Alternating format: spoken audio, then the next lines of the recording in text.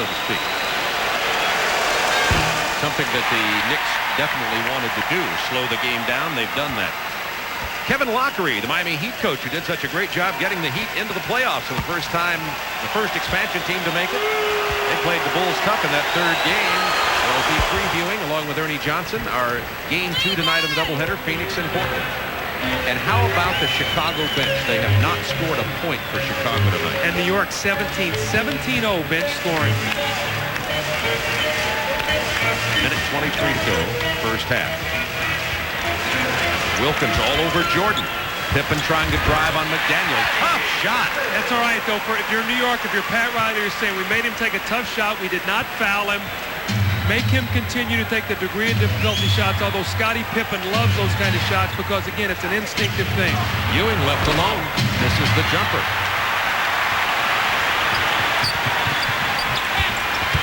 Jordan with a ball fake. Nowhere to go with it. See Patrick Ewing standing in the lane. Anytime Pippen or Jordan get in there, Patrick Ewing standing right there. Impressive defense. 5 to shoot. Pippen has it blocked by Ewing with 1 on the shot clock. Jordan buries the jumper. You can't play defense better. They want to get a good possession here. It's an 8-point game. Use the clock at the last shot, or excuse me, Chicago will get the last shot. Ewing, big bucket, 23 seconds to go.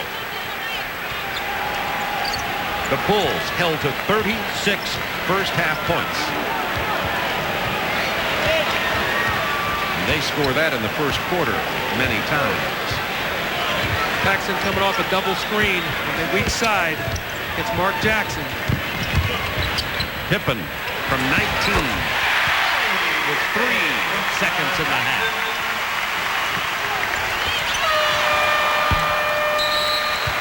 Well, the Knicks have done a spectacular job of defense, but interestingly enough, because they have not scored much either, they hold only an 8-point lead at the half. Ernie Johnson, Kevin Lockery will be along in just a moment.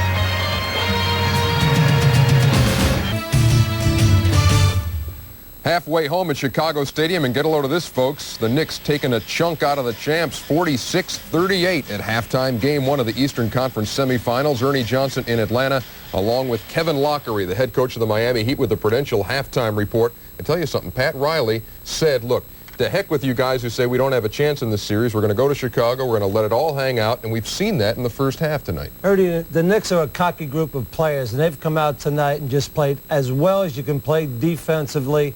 Very few easy baskets for Chicago. They've really denied Michael the ball as much as possible. Held Pippen, the first play of the game.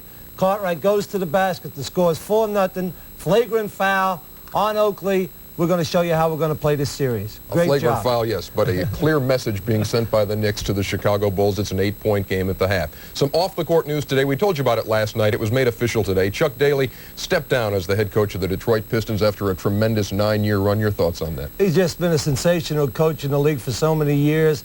And now with Detroit, 9 years with Detroit, 2 championships. It's hard for me to believe that, though, Chuck is leaving Detroit. 2 years ago, they would repeat.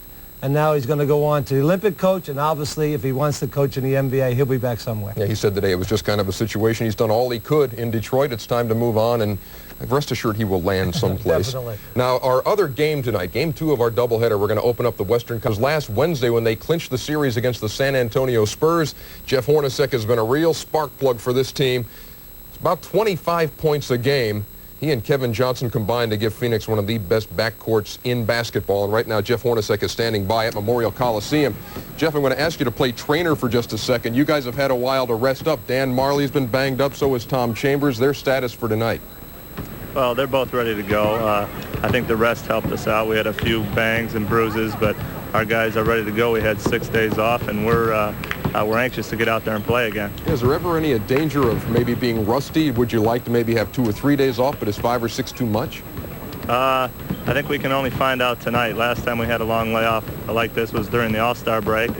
We played Portland right after that, and they beat us on our floor and broke a 17-game winning streak. So we're hoping we don't come out that way again tonight. Jeff, just a personal question. You came into the league basically as a good defender, hard-nosed player. Now you're one of the purest shooters in the NBA. How did you develop your outside shot? A lot of hard work, a lot of shots, and I think confidence.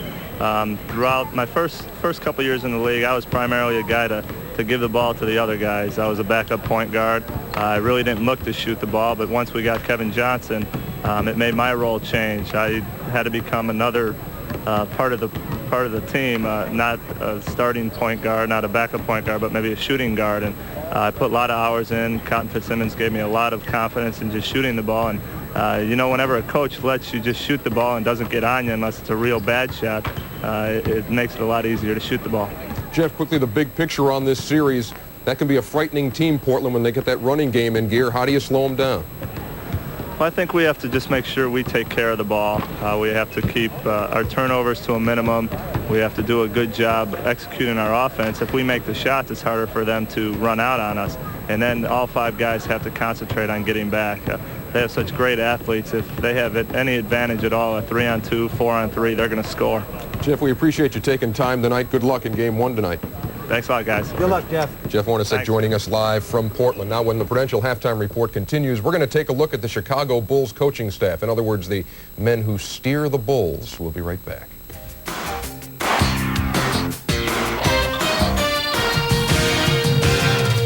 Stadium, the Bulls hosting the Knicks in Game 1 of their Eastern Conference semifinal best-of-7 as the Prudential Halftime Report continues. While Chicago rolled to the league's best record, 67-15, the keys were always listed as Michael Jordan, Scottie Pippen, Horace Grant. Little did you hear about Phil Jackson and his assistant coaches until now. On the sidelines, they almost resemble the inner workings of a high-performance engine, each cylinder contributing, firing in and out to ensure the smooth running of the Bulls. Chicago's coaches have experience within the ranks, much to the delight of head coach Phil Jackson. From my standpoint, I basically have the modern history of basketball on my coaching staff.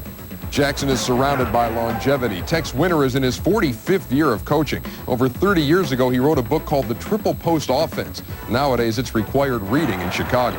Jordan back down the lane, right corner, Paxson. He fires it. Oh, Jimmy! Assistant coach John Bach is in his 41st year of coaching. Formerly the head man at Golden State, Bach concentrates on defense, creating that trademark relentless Chicago D. I think Phil doesn't get enough credit for putting together a lot of diverse people, diverse group of coaches who really free to express themselves. Former NBA guard Jim Clemens is the junior partner of the firm, working with the guards. Their days are filled with film sessions and practice and pre-game preparation. Over 100 years of experience on the table.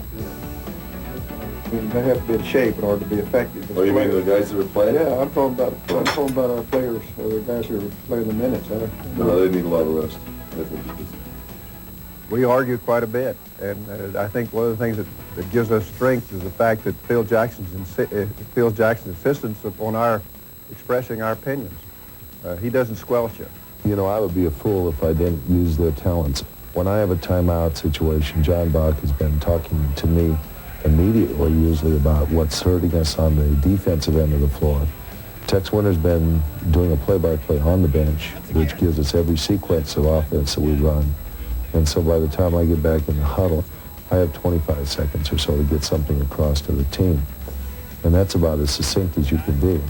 We don't like what we got when we come in. We go corner series again. Bill was wide open here on the corner series. I think, we got a great staff, and they came together as one to all sort of put their mind together to make us a lot better team as well as individual players. Collectively, this foursome has a single goal on which to focus, creating the right game plan to bring Chicago another championship.